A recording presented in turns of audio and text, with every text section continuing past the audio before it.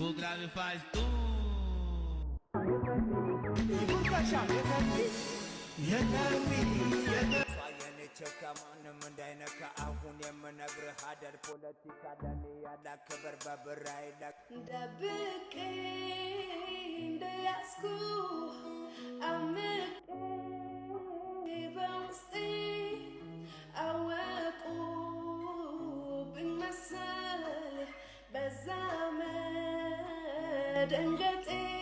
ሰላም ጤና ይስጥልን ቤተሰቦች እንዴት አላችሁ እንደምን ቆያችሁ ዛሬም ተመልሻለሁ በዛሬ ቪዲዮቻችን ምርጥ ቪዲዮዎች ላይ ሪአክት እናደርጋለን እናንተ ሐሳብ አስተያየቶቻችሁን በመስጠት ከኔ ጋር ቆይታ ታደርጋላችሁ እኔም ቀጥታ ከዚህ ለእናንተ ሐሳቦችን ሰጣችኋለሁ ፕሊዝ ቪዲዮን ላይክ አድርጉ ለቻናሉ አዲስ ከሆናችሁ ሰብስክራይብ አድርጉ እስከ ቪዲዮ መጨረሻ ድረስ የትም እንዳትሄዱ ሻት መስድ ደንበኛ ምንድነው ደንበኛ ማን አዘዘ ውሃዝ ሁሌ የምታዘው ውሃ ነው ብዬ እኮ ምን ዛሬ ምግብ ባዝዝ አታዝም አይደል በምን ታውቃለህ ውሃ ነው የምታዘው እኮ ለዛ ማናጀሩን ጥራው ምን አጠፋው ጌታ የሰው ማንነት ዛሬ ታያላችሁ ማናጀሩን ጥራው አናደድከኝ ዛሬ ያናገሩት ነው አንዴ ነው ምንድነው እዚህ ቤት የተካሄደ ያለው ነገር አለቃ ሳላዘው ወለል የተሯይዞ ይባል ለቃ እኮ ነው እንዴ ሳታዘው ነው እንዴ እና ሂዳንተ እንዴት አይናይተ እንደዚህ ወይኔ ዋም ቶብን ይቅርታ በጣም ይቅርታ እኔ ውሃ ባልፈልግ ዛሬ ምን ልዘዘኝ ነው እውነት ከጥፋታችን ተምረናል እኔ ምን ልታዘዘሽ ንገረኝ አንድ ሊትር ውሃ 2 ሊትር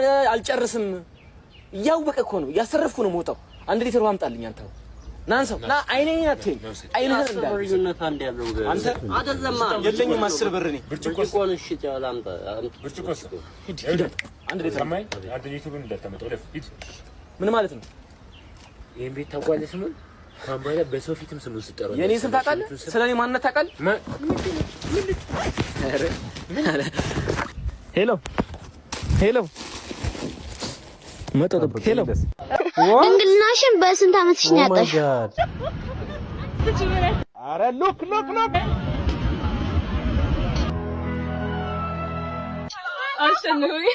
እሺ አልጣልሽኝም? ድንግልናሽን በስንት አመትሽ ነው ያጣሽ?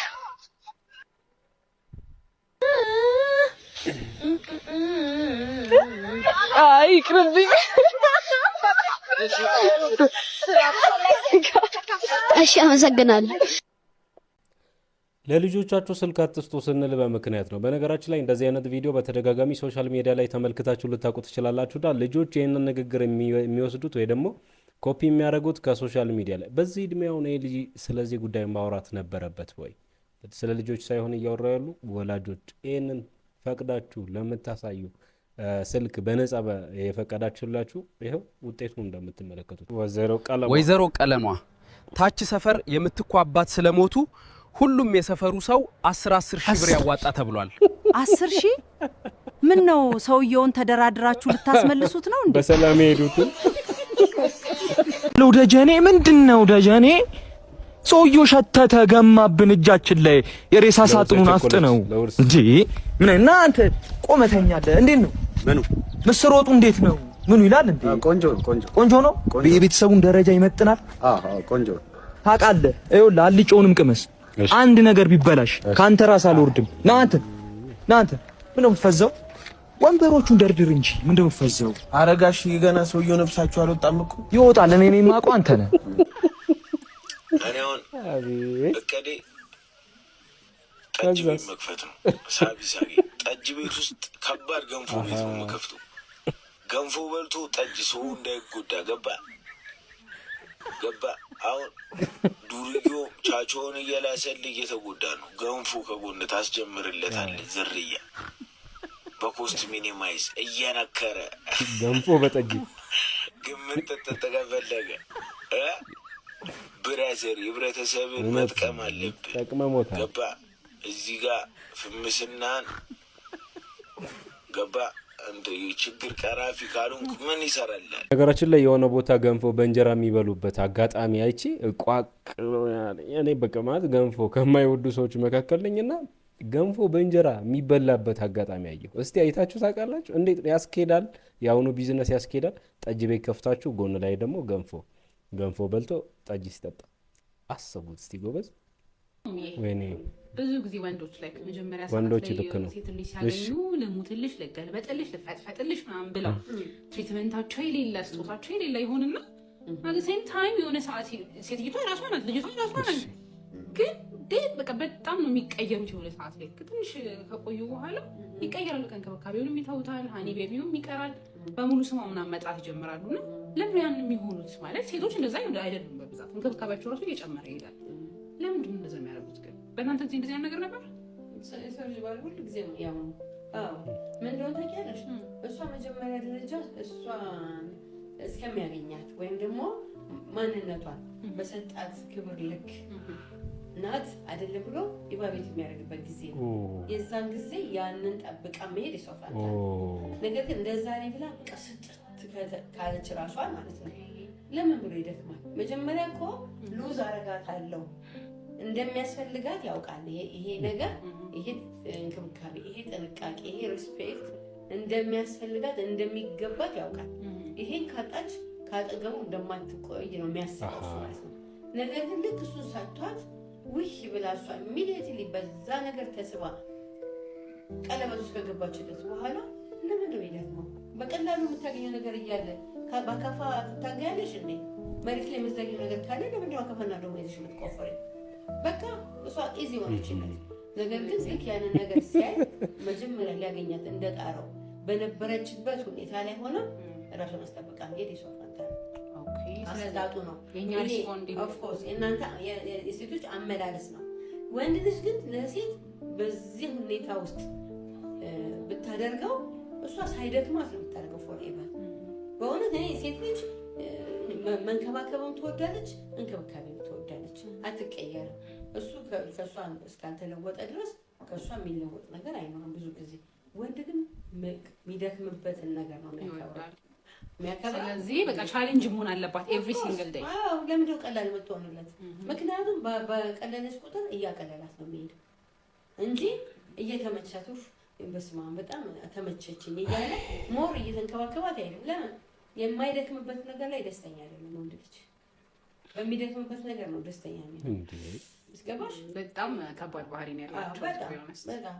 ስለዚህ ሴቶች ጠንካራ ሆኑ፣ ቫሊያችሁን ወቁ። ኦፍኮርስ በአማርኛ በትክክል ካወራ ነው ቫሊዩ የሚያደርግሽ አንቺ ዋጋሽን ከፍ ባረሽው ልክ ነው። ተው ስንት ባልና ሚስት እንደሚያፋቱ በዚህ ንግግሮት እኔ አያውቁም። እርግጠኛ ነኝ የሚያከስ ማለት ፍርድ ፊት ለፊት የሚያቆም ቢሆን ይሄ ነገር እርግጠኛ ነኝ እርሱ 17 ማን ነው 10 ብቻ ይታሰር። አረ በስመ አብ። ሁሉ ጊዜ ራስሽን ቫሊዩ አድርጊ የምትባል ሴት ትዳር ውስጥ ገብታ ራሷንም ከቆለለች አስቡ እንግዲህ። እንደዚህ ከባድ ነው ነገርዮ፣ ከባድ ነው ይሄ ነገር። ለትዳር ውስጥ ይሰራል፣ በጓደኝነት ጊዜ ይሰራል ብሎ ማሰብ ግን በጣም ከባድ ነው ብዬ አስባለሁ።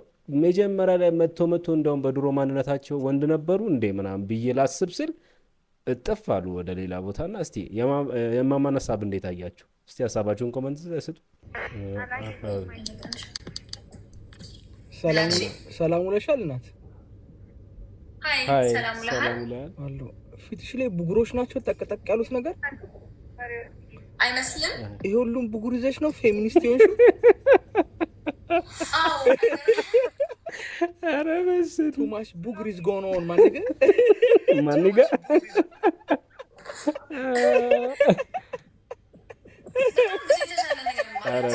አረ ሞራል የሚባል ነገር አለ ብራዘር ተው።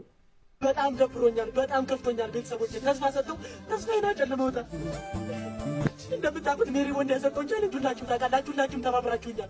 1.5 ሚሊዮን ብር የሚያወጣ ቦንዳ ቤት እንሸልማለን ብለው ቻሌንጁን ከሞላውላቸው በኋላ አንድ ወንድሜ ይሄ ዕቃ 1.5 ያወጣ በባለሙያ እናሳየ ብሎኝ ትናንትና ባለሙያው ወስጄ አሳይቼው ነበር። ቤተሰቦቼ ባለሙያው ሲያው ማለት ነው እንኳን 1.5 ይቀርና 300 ሺህ እንደማያወጣ ነገረኝ እና ዛሬ ልጄን ለመረከብ ሂጅ አናግሬያቸው ነበር።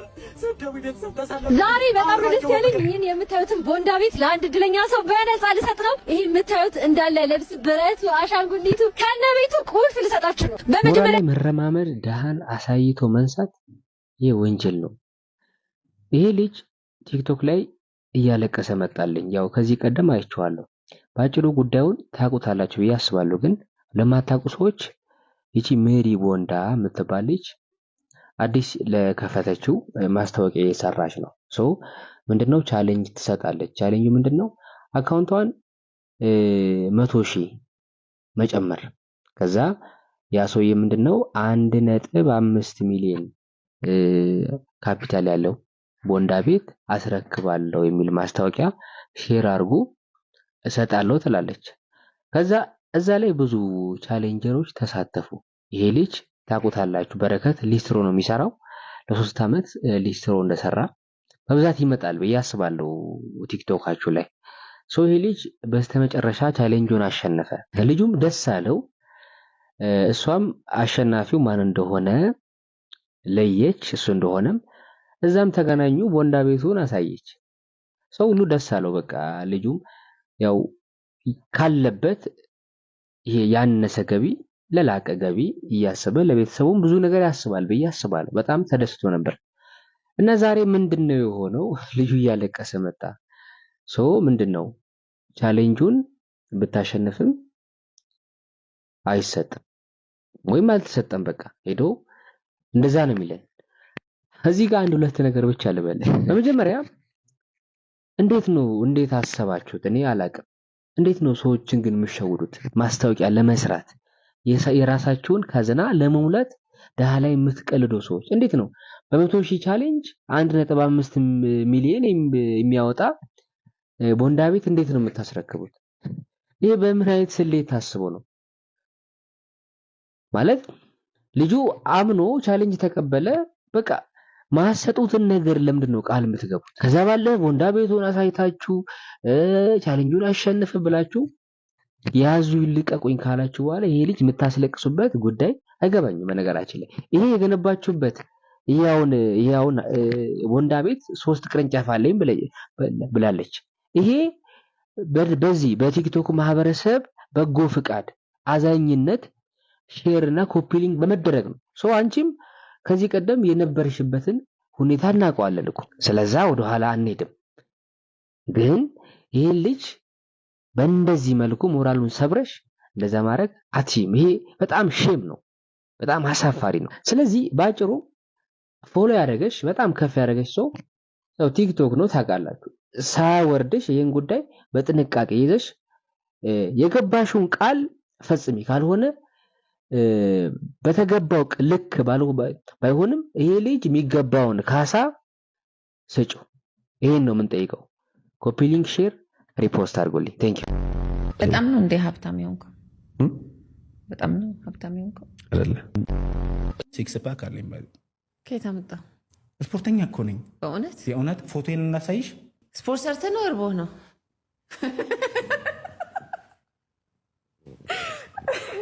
በገዛ ቆንጃ ላይ ነው የገደሉ። የቲክቶከሯ የዴዝ እናት በህይወት እንዳለች እየተነገረም ይገኛል። በሰሞኑ እንግዲህ የአሞራ ሰማይ እጮኛ የሆነችው ቲክቶከሯ ዴዝ እናቷ ቲና ህይወቷ እንዳለፈ እየተነገረ መሆኑም የሚታወስ ነው። ታዲያ በአሁኑ ሰዓት በሶሻል ሚዲያ የዴዝ እናት ወይም ደግሞ ቲና በህይወት እንዳለች የቅርብ ሰዎች እየተናገሩም ይገኛሉ። ታዲያ በአሁኑ ሰዓት ሶሻል ሚዲያው ስለ ቲናና ስለ ዴዝ እየተወራ የሆነ ቢሆንም ነገር ግን የቅርብ ሰዎች እንግዲህ ቲና በህይወት አለች፣ አልሞተችም፣ ይህ ሴራ ነው በማለት እየተነጋገሩ ይገኛሉ። ስለዚህ ነገር ምን ትላላችሁ?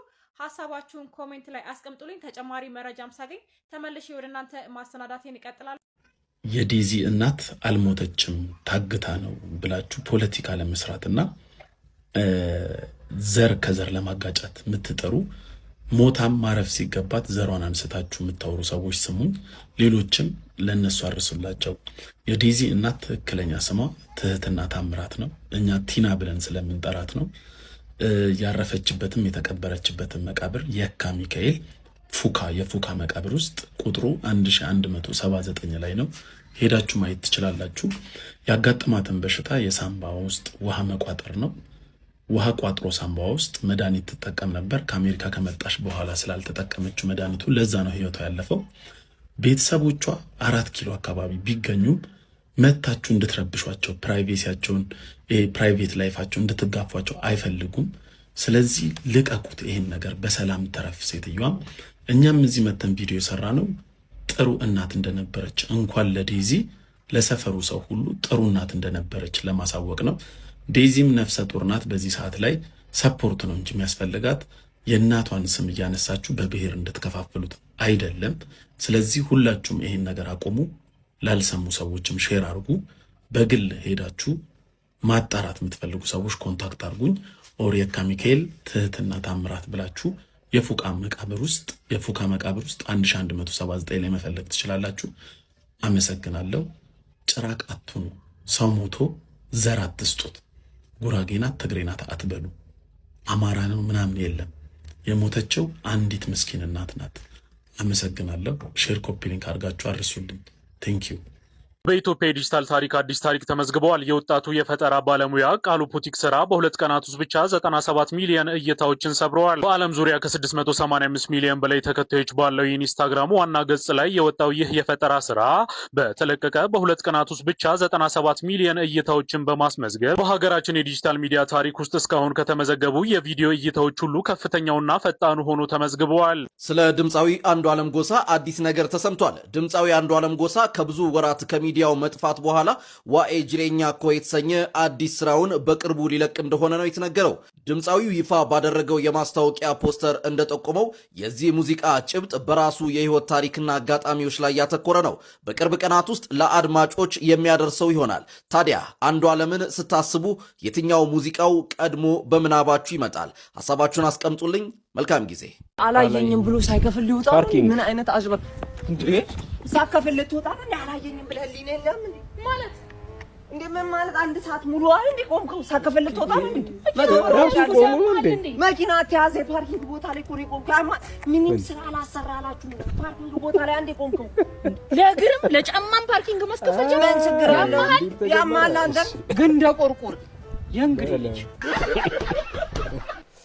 እሺ ከቋጣሪነት ወደ መርማሪነት ስትገባ ይላል። ምን አለቃ በዚህ በመርመራ ስራ ምን ያክል ጊዜ ቆይታል? ባክ ፕሪሚየር ሊጉም ቻምፒዮንስ ሊጉም ሲያልቅብኝ ነው ሳላስበው ነው የገባው። አሁን ነው የጀመረው። ቋጣሪ ነው። ሸት ዮር ማውዝ ቀደም አትበል። እኔ ምንም ብቻ ታረጋሽ አለቃ። እሺ ይኸውልህ ባይሆን ይሄ የግድያ ታሪክ ትንሽ ወሰብሰብ ያለ ስለሆነ በደንብ ቋጠር ጠበቅ አድርግ ያዝልኝ። ይሄ ነገር ቋጠሮ ነው ምርመራ ነው? አንተ እኔ ምንም ብቻ አድርግ አስተውለህ በቃ መርምር። እሺ አለቃ። እሺ ፍንጭ ሳላገኝ አልቀርም ጓድ።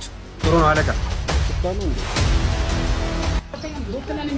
ሟቹ የዩናይትድ ደጋፊ መሆኑን ደርሼበታለሁ። አለቃ በምነው የቆለጡ ፍሬ አይሸትም? አዎ ይሸታል። በትክክል። እስኪ ከቤተሰቦቹ አንድ ሰው ጥራልኝ። የሟቹ ወንድም ቶሎና። ወንድሜን ይገድለዋል ብለህ የምታስበው ሰው አለ? ኧረ ማንንም አልጠረጥርም። ግን እና በዛ ቀን የተፈጠረ ነገር አለ? ብቻ ቅዳሜ ዕለት ማታ ወያለው ዝም እያለ ሲጮህ ብዙ አልተመለሰም። በቃ ዛት ኢዝ ዘ ፖይንት። ገዳዩ የአርሰናል ደጋፊ ነው። ሲያቃጥላቸው ቆይቶ ማየት በትክክል። እኔ የምልህ አንተ የማን ደጋፊ ነህ? እኔማ የአርሰናል ደጋፊ ነኝ። አርሰናል? አዎ አርሰናል ያለ። እኔ የምልህ ሟቹ የዩናይትድ ደጋፊ ከሆነ ገዳዩ ደግሞ የአርሰናል ደጋፊ ከሆነ እንዲህ አለቃ ወንድም በወንድም ማለት ነው። ገዳዩ እሱ ነው። በቁጥጥር ስር አውልኝ። አረ የሰው እንትን አትበል። ቤተሰቦች የዛሬ ቪዲዮቻችን እነዚህን ይመስሉ ነበር። ሀሳብ አስተያየቶቻችሁን ኮመንት ላይ አድርጉ ፕሊዝ። ቪዲዮ ላይክ ካላደረጋችሁ ደግሞ ላይክ አድርጉ። ቀጣይ በምርጥና በተሻለ ቪዲዮ አገኛችኋለሁ። ይመቻችሁ።